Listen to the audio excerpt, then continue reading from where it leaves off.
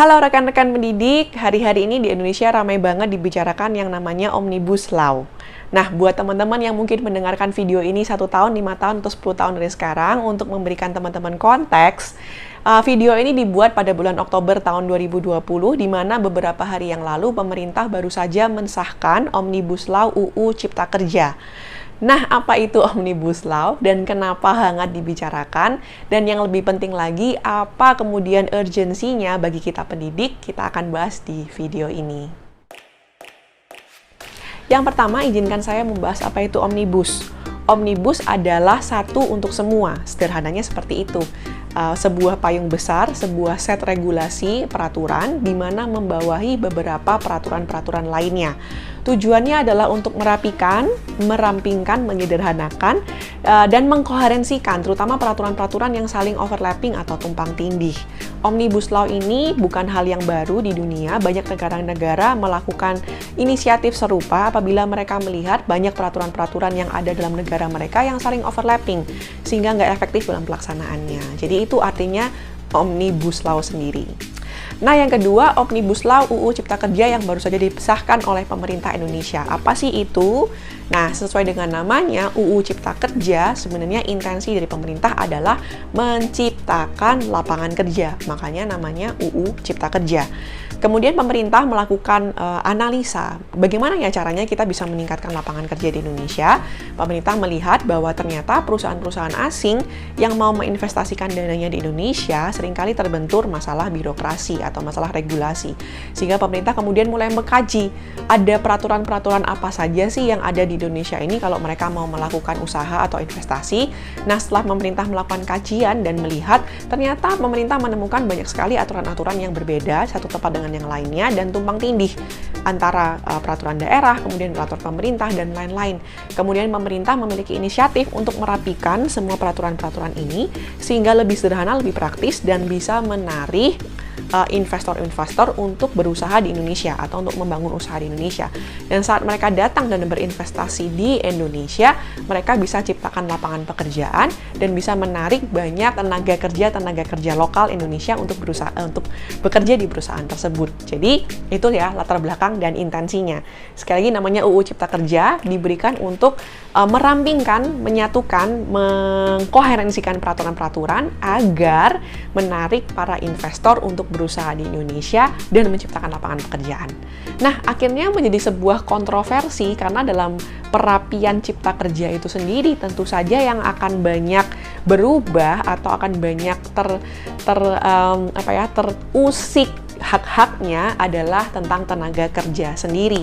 Ada UU Tenaga Kerja, UU 13 tahun 2003 yang banyak dirapikan di dalam Omnibus Law UU Cipta Kerja. Sehingga itulah akibatnya banyak sekali buruh yang melakukan demonstrasi karena merasa haknya banyak berubah dan banyak dipotong.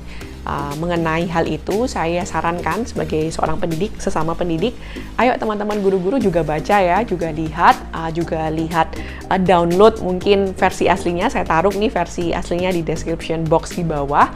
Kemudian coba pahami dari sisi pemerintah, dari sisi pengusaha, dari sisi buruh, dan juga dari sisi mungkin orang-orang yang sedang mencari pekerjaan atau pengangguran.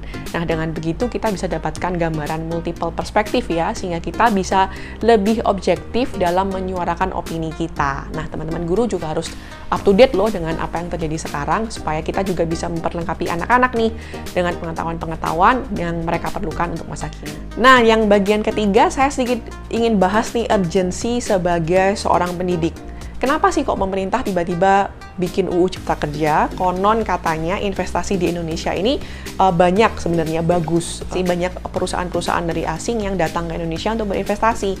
Namun kita juga nggak bisa menutup mata bahwa persaingan antar tenaga kerja saat ini itu juga makin ketat dan makin kuat.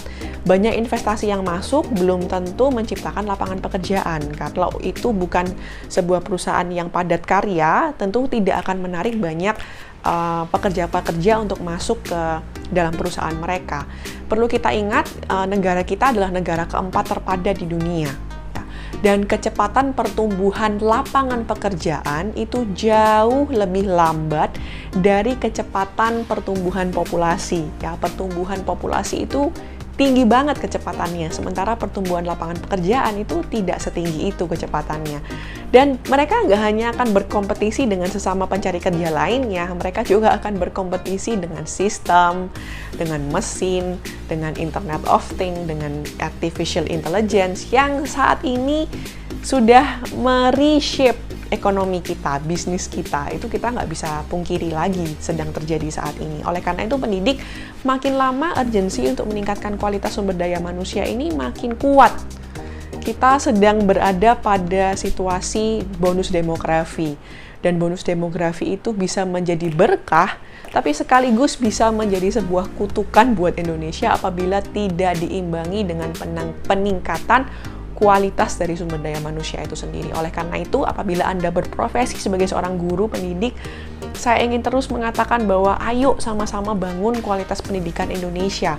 Tingkatkan kualitas kelas Anda, tingkatkan kualitas pembelajaran Anda, karena kita sedang mempersiapkan anak-anak untuk bersaing di pasar global.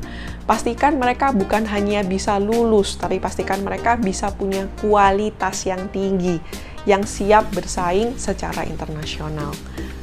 Hal apa lagi yang kita harus persiapkan sebagai seorang pendidik, bukan hanya level up kualitas mereka menjadi kualitas internasional ataupun global, tapi pastikan mereka juga tumbuh menjadi seorang pembelajar-pembelajar sepanjang waktu yang selalu memberikan kontribusi buat komunitas sekitarnya. Ingat, mereka akan bersaing dengan begitu ketatnya, bukan hanya mungkin dengan tenaga-tenaga lokal, tapi juga dengan tenaga-tenaga kerja asing. Seberapa besar value yang mereka bisa berikan pada saat mereka bersekolah, seberapa besar value yang mereka bisa berikan pada saat mereka bekerja, seberapa besar value yang mereka bisa kontribusikan kepada masyarakat, itu akan membuat mereka menjadi pekerja-pekerja yang berkualitas di masa depan. Dan yang ketiga, kita juga harus siapkan anak-anak kita. Dunia itu berubah begitu cepatnya, mereka harus menjadi lebih agile dalam menghadapi perubahan. Mereka harus siap beradaptasi, siap belajar, siap berkompetisi, siap berkolaborasi. Itulah dunia masa depan anak-anak kita setelah ini. Kita harus mempersiapkan mereka untuk dunia yang begitu dinamis. Oleh karena itu, siapkan mereka dengan grit dan growth mindset. Siapkan mereka menjadi pribadi-pribadi yang resilient, terutama terhadap kegagalan, terhadap perubahan, dan terus tanamkan dalam mindset mereka bahwa mereka bisa terus bertumbuh selama mereka mau berusaha, selama mereka mau belajar, selama mereka mau menghadapi tantangan. Mereka pasti bisa menghadapi segala tantangan. Oleh karena itu, guru-guru semua dimulai dari kita. Sebagai yang menyiapkan anak-anak, tentu saja semua kualitas dan karakter-karakter itu harus kita miliki terlebih dahulu sebelum kita ajarkan kepada anak-anak.